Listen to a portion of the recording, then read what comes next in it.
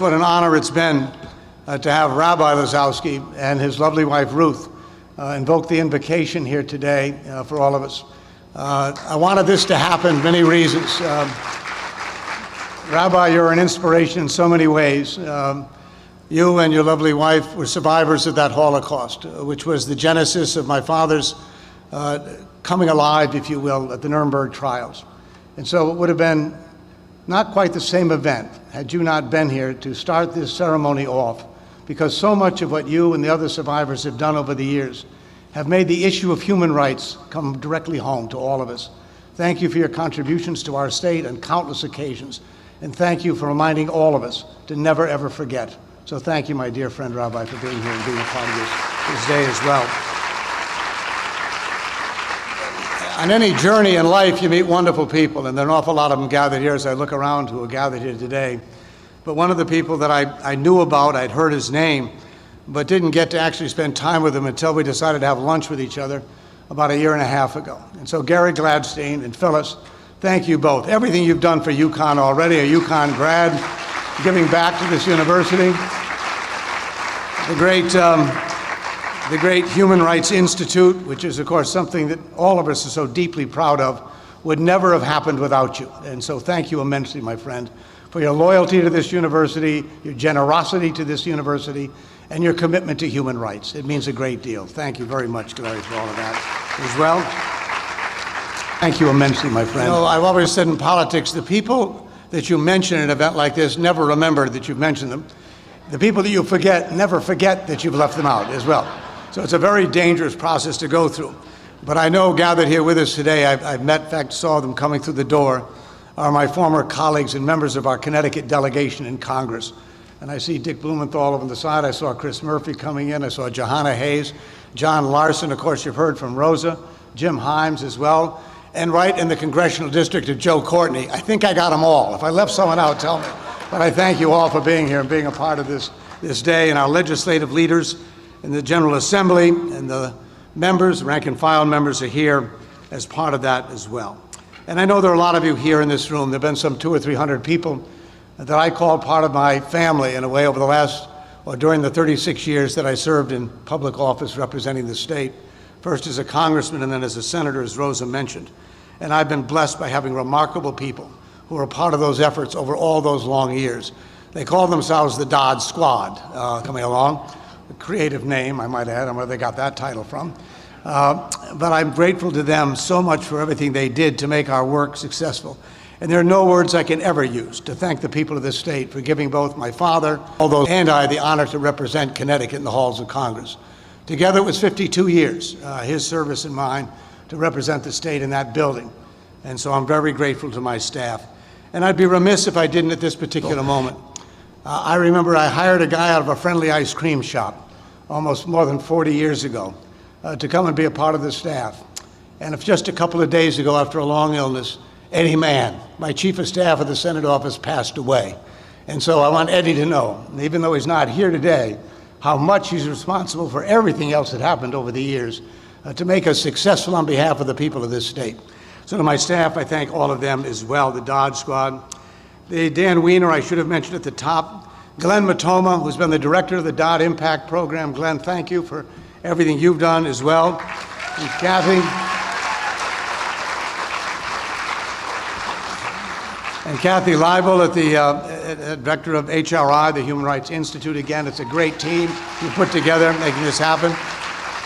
Richard Wilson, who is the Gladstein, holds the Gladstein chair, is also tremendously important. And Richard, thank you for all that you do as well in this. Of HRI, lastly, the human rights like this don't happen miraculously.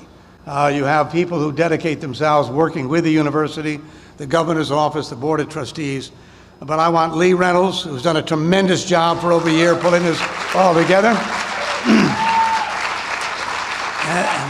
And Erin Bingo, Erin Bingo as well, working with us. Erin and I have only known her a short time, but she is phenomenal, the job she's done as well. So Erin, thank you for everything you've done to pull this all together for us. Well, let me just, in my sort of brief remarks here, because this is a great honor to have the President of the United States on our campus here and in our state. 75 years ago, on October 15th, 1946. That's tomorrow. 21 defendants at the Nuremberg trial were waiting in their cells 75 years ago today on the eve of receiving the sentences that the four Allied nations, the United States, Great Britain, France, and the Soviet Union, had concluded only 2 weeks earlier on October 1st. Winston Churchill had argued for summary executions of all the defendants at Nuremberg. Joseph Stalin suggested a show trial for a day or two or a week or two, and then execute all of the defendants at Nuremberg. 10 of the defendants on October 16, 1946, senior Nazi leaders, would be executed the next day on October 16th. 8 of the defendants were given a wide range of prison sentences, and 3 of the defendants were completely acquitted on that day. Who would have ever imagined, if you will, that a trial conducted by 4 nations with highly diverse judicial systems could adhere to the principles of the rule of law as they prosecuted some of the worst, most vile, horrific criminals in recorded history? 1 year earlier, in November of 1945, the chief prosecutor for the United States Supreme Court Justice Robert Jackson eloquently foretold why the trials at Nuremberg were so critical. His words, uttered 3/4 of a century ago, predicted the conduct of the trial and, importantly, the relevancy of Nuremberg in our 21st century world. My father revered Justice Jackson, almost a father and son sort of relationship, and he often quoted a sentence from Justice Jackson's opening remarks at the trial. Let me share them with you. That 4 great nations, he said, flushed with victory and stung with injury, stay the hand of vengeance by voluntarily submitting their captive enemies to the judgment of the rule of law, is one of the most significant tributes that power ever paid to reason. One sentence which captured the essence of Nuremberg, the rule of law. This wasn't about colonies and acquiring property. It was about restoring the rule of law that had been so violated. Everything the Nazis did during their reign was, in their minds, justified, ironically, because of the Nuremberg laws that gave them permission in their minds to do what they did. Prior to his death in April of 1945, Franklin Roosevelt, as many of you know, appointed Justice Jackson as the United States prosecutor at Nuremberg. And President Truman, shortly thereafter, of course, confirmed that choice. What FDR, Harry Truman, and Justice Jackson understood, and what my father, as a 38-year-old Justice Department prosecutor, would come to understand, and what President Joe Biden has believed and championed for his entire public life, is the peace and security we all seek at home and abroad is rooted in the triumph of democratic values and the rule of law. The confirmation of my father's conviction that the Nuremberg trials were of meaningful importance was expressed in a letter to my mother in the early summer of 1946, almost a year later after the trials began. The letter captures why Nuremberg resonates even today, in my view, with all who value the rule of law. And further, that letter explains the huge impact that Nuremberg had on my father and his deep commitment to human rights and the rule of law throughout his public life. Let me quote from that letter to my mother in June of 1946. "Someday," he wrote, "the Nuremberg trials will be recognized as a great landmark in the struggle of mankind for peace. I will never do anything as worthwhile again. Nothing will ever really be as important. Someday the children, I hope, will point to it and be proud and inspired by it. Perhaps they will be at the bar themselves, and perhaps they will invoke the precedents and call upon the law that we make here at Nuremberg." Today we gather on the campus of a great American university and at the entrance to its Center for Human Rights. May I say with thanks and confidence to those of you gathered here today who made this day possible, including, of course, my friend, the President of the United States. In response to my father's hope that he uttered 75 years ago, here at this center, at this university, in this our country, we will invoke the precedents and call upon the law that was made in Nuremberg 75 years ago. I am very grateful to my dear, dear friend, our president, for coming to Connecticut, for coming to our flagship university, and for coming to the Dodd Center for Human Rights. My friendship with Joe Biden goes back years as Senate colleagues, and it strongly continues to this day. A friendship that is both personally and substantively grounded. When my sister passed away some years ago in Rhode Island, who came to Rhode Island and walked unannounced into that funeral home? It was then the Vice President of the United States, Joe Biden. When my older brother was diagnosed with cancer, who did I call first for advice and counsel on what to do? My friend, Joe Biden. And we were both campaigning for the presidential nomination, which you've all certainly forgotten, in 2007, participating in those endless debates. Which candidate flew to and from the debate with me? My friend, Joe Biden. Now, allow me to quickly add, we did so because of our deep friendship for each other, but we were also both broke, I might add, as well. In today's highly polarized political world, such joint ventures, regrettably, would be unlikely. So I'm grateful to my friend for being with us today. But there are strong substantive reasons as well for our friendship. In all our years together, I know of no other Senate colleague with whom I served who cared more or fought harder for the fundamental human rights of people at home and around the globe.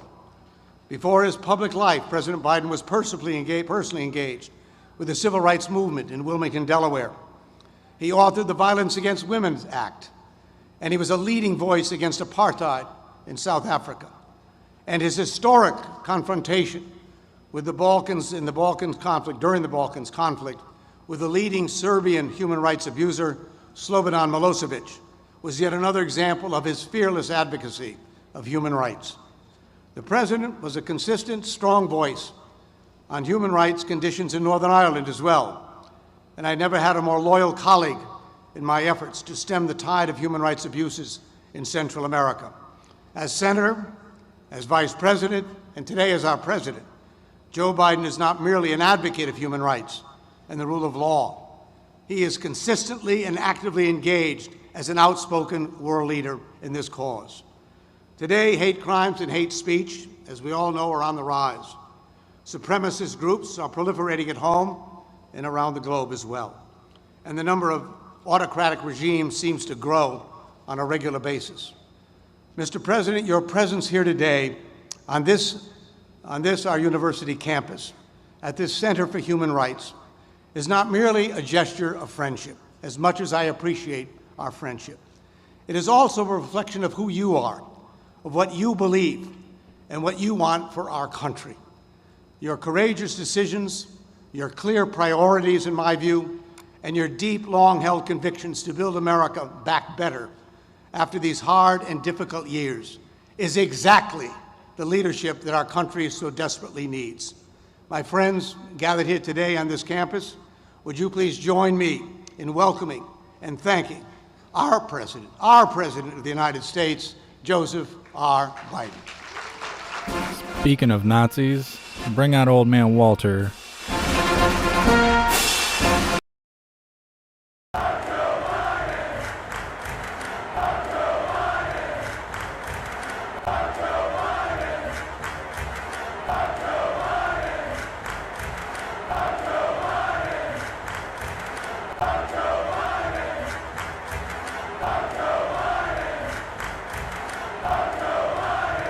So very much.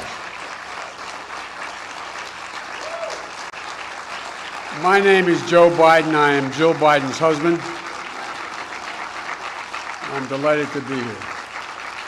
Thank you. Thank you. It is truly, it's not hyperbole to suggest, it's a great honor to be here, a genuine honor. And at this great public university, celebrating the life and legacy of not one, but two proud sons of Connecticut, Senator Thomas Dodd and my good friend, and we truly are really good, close friends, Senator Chris Dodd. Chris and I have known each other for a long time, but if you'll excuse a point of personal privilege, as we used to say in the Senate, I saw up close how he fought for human rights and human dignity in the Senate. Do you know my measure, Madam Ambassador, Ambassador Kennedy? You know what my measure is? People who tell me they care about people and then disrespect a waitress or a waiter. People who tell me they care about how, in fact, people are entitled to be treated with dignity and walk by someone at a shoe sign stand and suddenly say hello. People who do not do the just simply decent things for ordinary people. That's the real measure. I've never seen Chris, figuratively or speaking, walk by anybody. I've never seen him, nor his wife, nor his two brilliant, beautiful daughters. I remember the passion and eloquence that you brought to the floor, Chris, whether you were fighting for American families or serving as the Senate leading voice on engagement with Latin America and the Caribbean. And your brother, the ambassador, did a pretty damn good job as well. I think that the work this center is doing to bring human rights to the forefront of public understanding is making a real and immediate impact for all young people today. Well, I think it's going to rate high among your family's many great and lasting contributions to the country, Chris. And I know this is truly a family commitment for the Dodds. So thank you for inviting me to be part of this.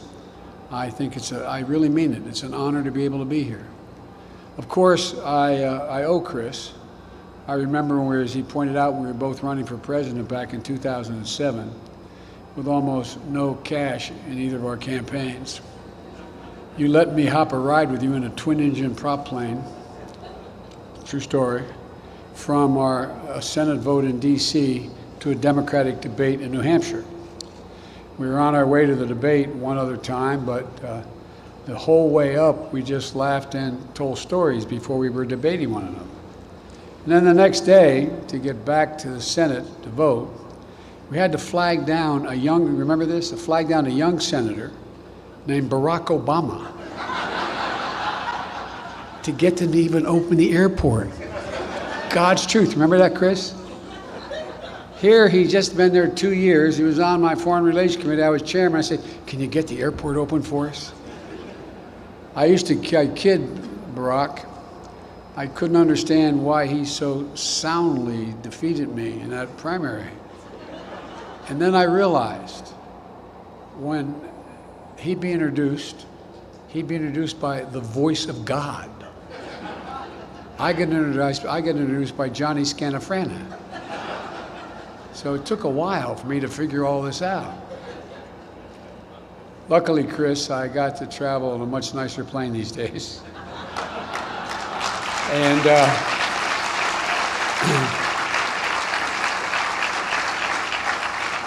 it's yours to travel in anytime you would like. I want to thank a few more proud Connecticut leaders who've been spending time with me today. Governor Lamont, you're one of the finest governors in the country. I'm not being solicitous. That's a fact.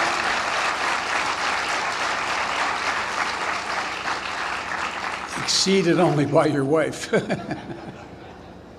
And Senator Blumenthal, I mentioned earlier today, I apologize for repeating this, but my son, Beau Biden, who's the one that should be standing here talking to you, my son, Beau Biden, was the Attorney General of the state of Delaware. And one of the people he went to and sought advice from, for real, was then Attorney General Blumenthal. They became friends, and my son was a great admirer, and I think the senator knows that. And Senator Murphy, if I have to summon in the foxhole with me, I want Murph with me, man. No, I'm serious. This guy knows as much about foreign policy as anybody does, and his failure to remain silent has meant a great deal to me because he's spoken up on so much. And Representative Courtney, I thank you for your help and your support. And Rosa DeLauro. Rosa, I don't owe as much as Chris does to Rosa, but I owe a hell of a lot to her. My son was married and he was in the second year of law school, and he transferred to Yale Law School. And Rosa heard that I was coming up with him, and the apartment he rented was less than ideal. And the whole thing had to be painted. And my brother Jimmy fixes everything. My brother Jimmy's with us, and we went down and bought about 28 gallons of paint. I don't know, but For real, it was hot as hell as well. And I'm up on a 8-foot ladder painting the crown molding and sweating like of the proverbial you know what. And here at the door, I said, "Come in." And the then, is it alderman or councilman at the time? Alderman Delora walked in, her mom. And she said, "Where's Biden?" I said, "I'm here." She said, "No, stop fooling with me, son. Where's Biden?" I said, No, I'm Biden. And she came over and said, "I just want to come over and introduce myself and tell your son will be taken care of." And in walks the chief of police. I thought, holy God, what did I do?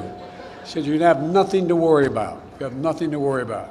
Talk about constituent service. Rosie, you come by it, honestly. And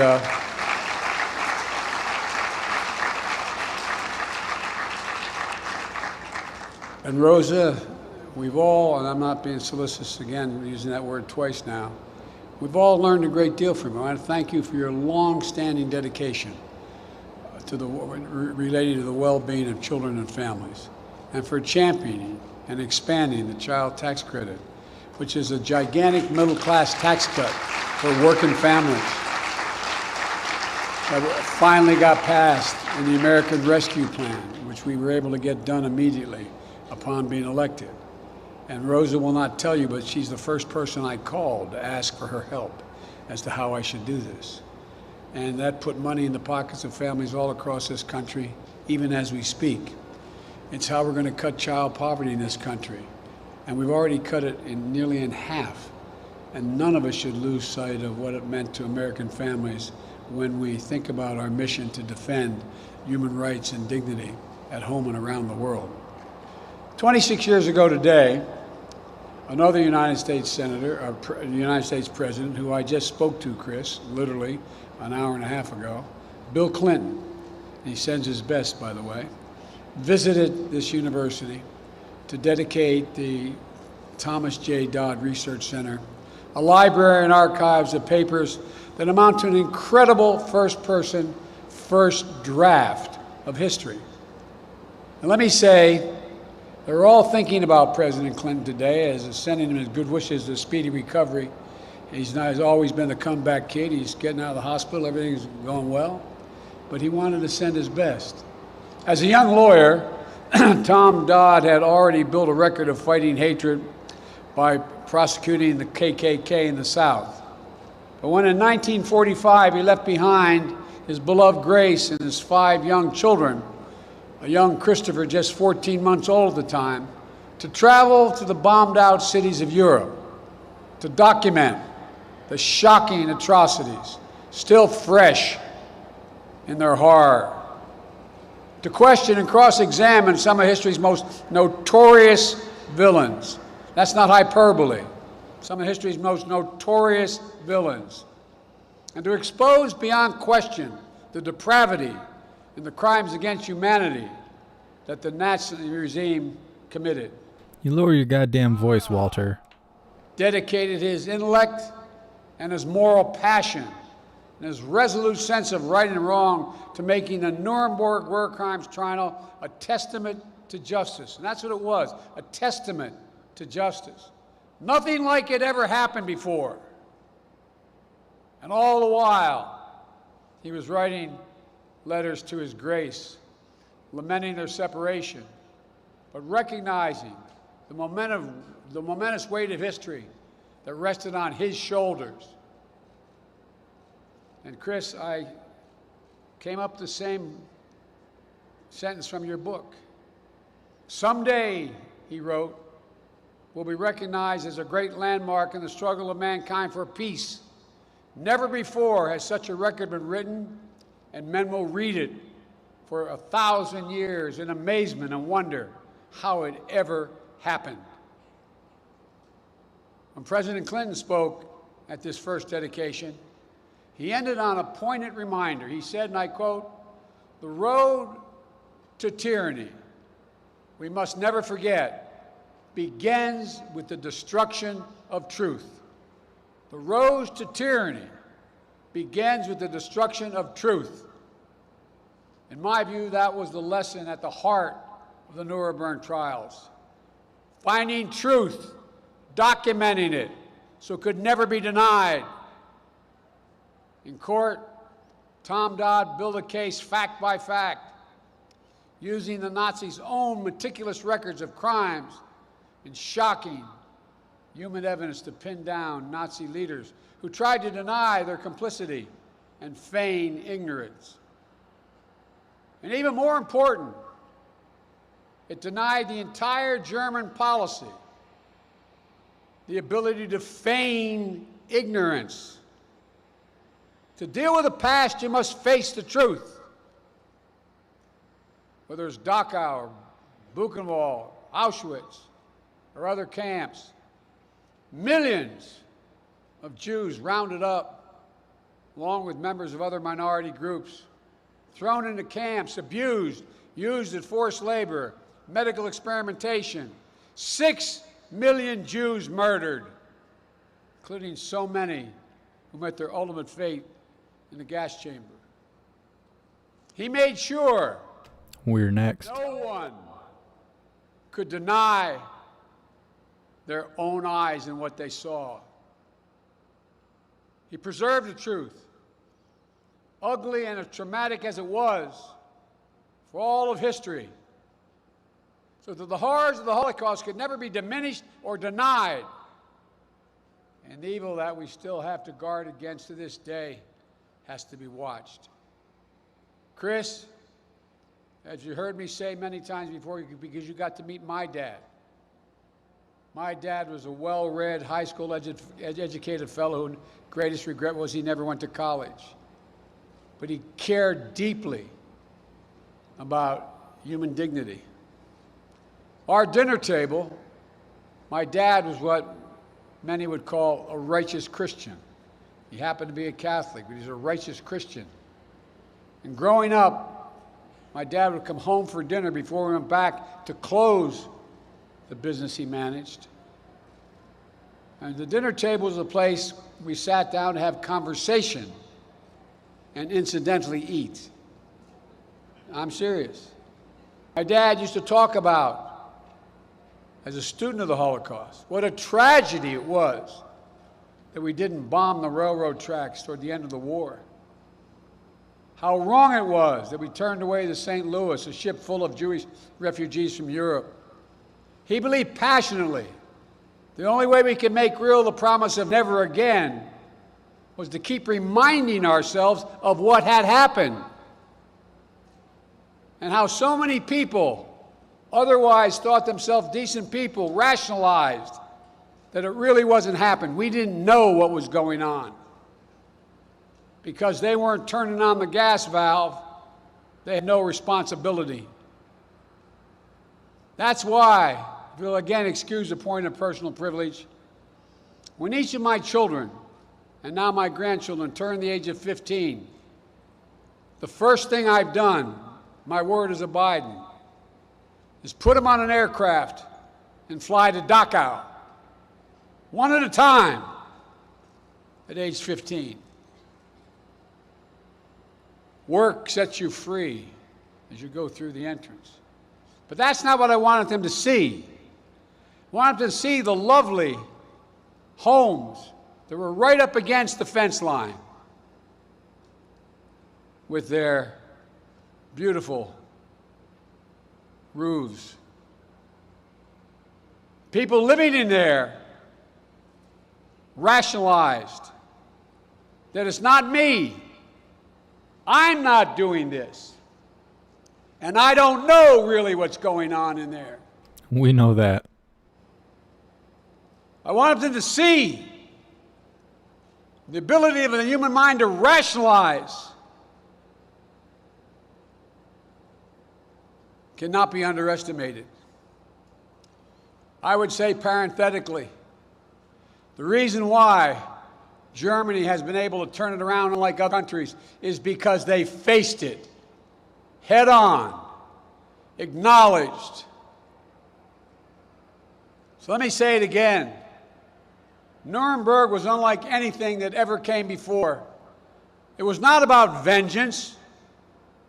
It was about accountability. For only acknowledging the truth can we prevent the repetition of atrocities which are happening now in other parts of the world. It elevated our conception, as Chris said, of the rule of law. It set a marker for the future of justice, uplifted the importance of human rights in international affairs. We see it in the Nuremberg tribunals, the blueprint. We see in those tribunals the blueprint for future United Nations tribunals that would help deliver justice after atrocities committed in Rwanda, in the former Yugoslavia. We see it in the values championed at Nuremberg, and the antecedents of the Universal Declaration of Human Rights, and the foundation of a rules-based international order, built out of the wreckage of two wars, world wars, not just to prevent us from destroying ourselves, but to actively build a better future. We see in the passion of a young prosecutor a commitment to prioritizing the human impacts of policies. The commitment carried through in his son's career of public service by all the students of this institute who've been inspired by the example. We need you. We need you badly. And as we look around the world today, we see human rights and democratic principles increasingly under assault. We feel the same charge of history upon our own shoulders to act. We have fewer democracies in the world today than we did 15 years ago. Fewer, not more, fewer. I think Grandpa's batteries in his hearing aid died. Cannot be sustained. That's why from day one of my administration, I've taken concrete steps to put human rights back at the center of our foreign policy and reassert our moral leadership on the global stage. To lead, as Chris has so often heard me say, with the power of our example, not the example of our power. Chris and I served in the Foreign Relations Committee. We excoriated the abuses elsewhere in the world and called for action overseas. But human rights, in some ways, stood apart from the domestic struggle of civil rights and civil liberties and equal justice here at home. Today, we know that our efforts to defend human rights around the world are stronger because we recognize our own historic challenges as part of that same fight. Leading by example means taking action at home to renew and defend our own democracy, to advance equity and promote justice, to defend the sacred right to vote in free, fair, and secure elections. Leading by example means not pretending that our history has been perfect, but demonstrating how strong nations speak honestly about the past and uphold the truth and strive to improve. We make the best case for gender equality, racial justice and equity, religious freedom, the rights of the LGBTQ plus peoples, and other marginalized communities around the world by practicing what we preach.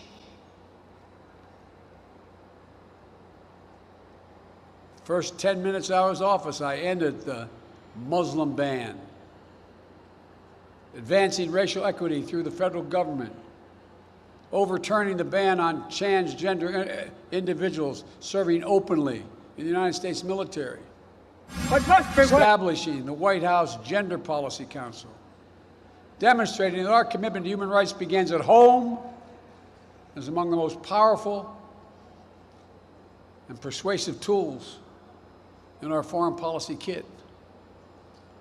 And as we defend human rights beyond our shores, we're more effective when we work together, allies and partners in our shared values.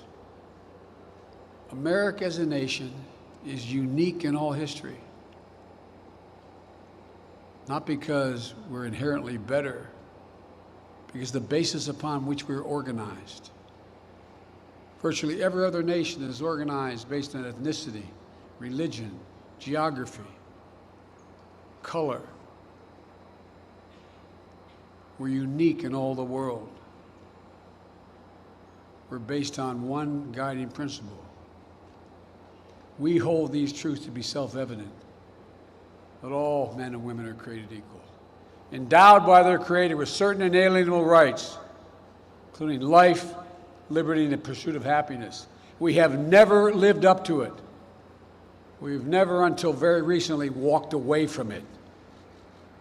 The arc has always bent closer and closer to justice and inclusion. The moment we stop, the moment we rest, is the moment that our influence diminishes.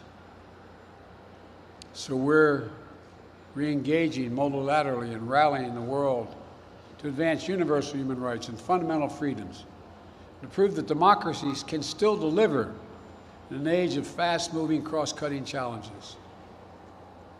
We have rejoined the UN Human Rights Council, which we walked away from. The United States of America didn't want to be part. I mean, just yesterday, we won an election to a new 3-year term that begins in January in that committee. We had to fight to get back on it because the world wondered, do we mean it still? The United States of America, do we mean it? In December, the United States will host a virtual summit, a summit of democracies, to bring together world leaders to make concrete commitments to defend democratic values and push back against advancing authoritarianism. Not war, but important words. We can't return to a world where might is right and strong nations abuse weak or oppress individual rights with impunity. Nuremberg forced us to look closely at the evil of humankind and what we're capable of perpetrating. To see mass atrocities, crimes against humanity, do not happen by accident. They don't happen by accident. The result of choices made by individual human beings and world leaders. And sadly, when we look around the world today, we cannot say that the specter of atrocity is behind us. We see today the patterns, the choices playing out around the world, even as we speak. The oppression and use of forced labor of the Uyghurs in Xinjiang. Treatment of the Rohingya by the military junta in Burma. The rampant abuses, including the use of starvation and sexual violence to terrorize civilian populations in northern Ethiopia. Whenever we hear that kind of poisonous hatred, wherever we see our fellow human beings being dehumanized, doesn't mean we go to war, but we must speak out. Silence, as my dad would remind me, silence is complicity. Silence is complicity. That's what Nuremberg said. Your silence is complicity.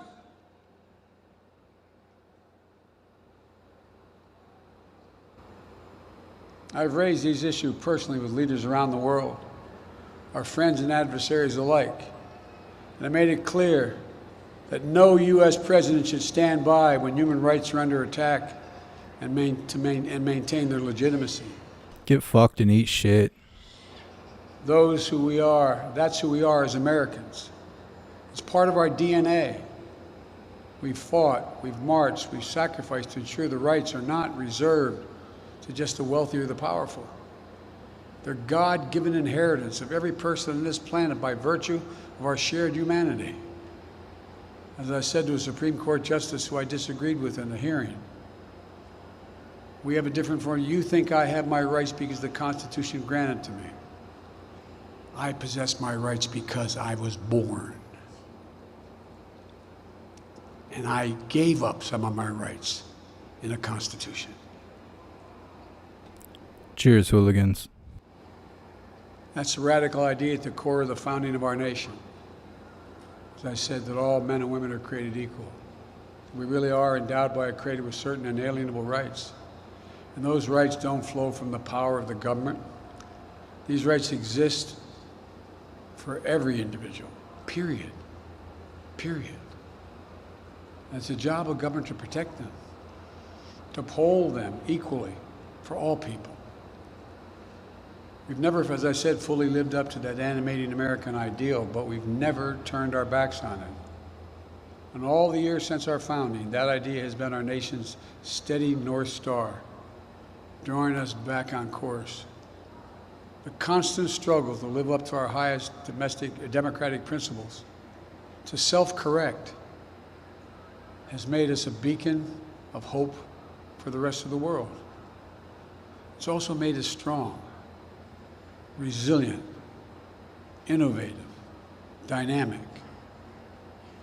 As I said, I repeat, I apologize, America is the only nation founded on an idea, the single most powerful idea in human history. It sparked our revolution. It helped ignite the wave of change around the world that successive generations have built on, expanding our understanding and extending protections to ever wider circle. We must never forget just how fragile the principle of universal human rights still is, how easily bruised, often sacrificed in human battles for power and personal enrichment.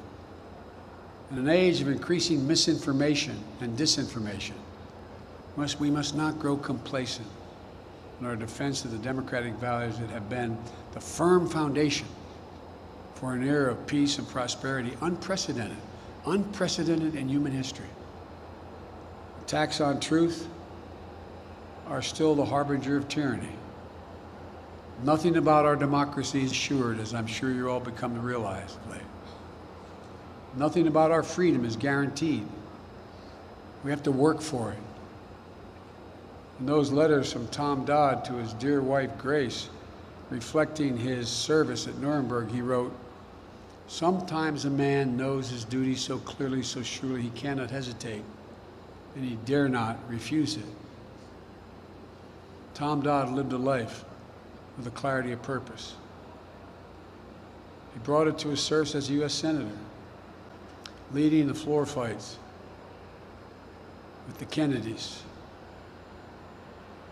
on civil rights legislation in the 60s, advocating for gun safety in a state that was a major gun manufacturer, legislation that was ahead of its time, fighting always for human rights and democracy against the forces of oppression and injustice. He passed that passion on to his children and to his son, Chris. Chris carried forward his father's mantle in the United States Senate. He used it to fight for all American children and families, passing the first Child Care Act we've seen in this country since World War II, passing the Family and Medical Leave Act. Chris rallied against policies that militarized our relationships in Latin America and argued, instead recognize and invest in the people in our hemisphere. He spoke out when he saw the legacy of justice that his father had fought for in Nuremberg being wrapped in the excesses of a war on terror. And he helped to create this center, growing it over the years from an archival repository for the truth into a leading center for the study and promotion of human rights at home and abroad, into a widely respected academic institution, training the next generation of human rights defenders and passing the torch to those of you who will carry the fight on into the future and for the truth. So as we rededicate the Dodd Center for Human Rights to honor the legacies of both father and son, let's also dedicate it to the future of generations, to the students here in the audience today who discover and defend human rights as the passion and purpose of our life. So let us be dedicated to expanding our shared understanding that we can never fully realize the freedom we wish for ourselves without also helping ensure that liberty and justice for everyone. And let's dedicate to the unending fight to bring our own nation, our own world, closer to a future in which every human being is free to pursue the highest dreams and unleash their full potential. And for you students that are here, undergraduates at this great institution, there's no reason why you will not be doing what I'm doing as President of the United States, standing here speaking to audiences from now. I mean that from the bottom of my heart. I was taught, came from very modest means, no Horatio Alger story, but very modest means, that you can be anything you set your mind to if you work at it. So many of you in this audience, especially in the second tier there, are the people that my grandchildren are going to be looking to. There's not a single reason why we can't do this. Not a single reason. As I've told every world leader that I've gotten to know, and I've met many, many of them, it's never been a good bet to bet against the American people. God bless you all, and may God protect our troops. Thank you.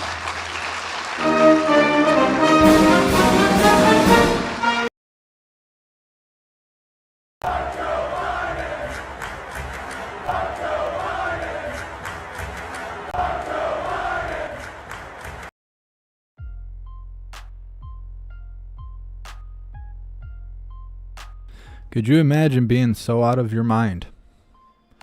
Imagine sitting in the crowd there as a student and having that speech told to you face to face.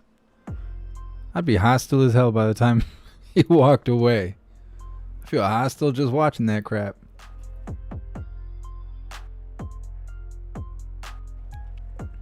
He should really think about what he says when he says never bet against the American people. We are the American people. He should really think hard about that.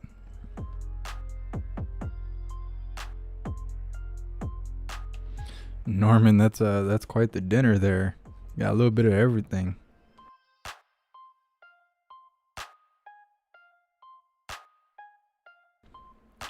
None like having a Nazi come talk about Nazis. Unbelievable. Old man Walter.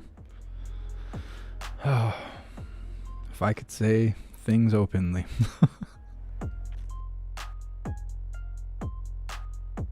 Well, that is all that is coming out of the White House today, and most likely for the weekend. We will see what else is going on.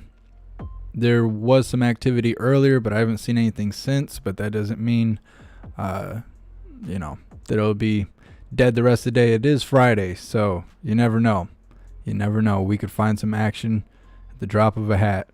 I haven't seen anything scheduled, but I will keep my eyes open.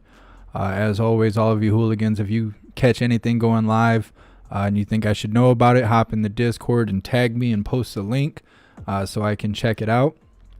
If you're new here, please subscribe or follow on whatever platform you're currently watching right now, because we go live every single day and we show everything from political events to full-on riots. So definitely consider subscribing and join the Discord. For all of you hooligans that aren't a part of the Discord, I'm not sure why.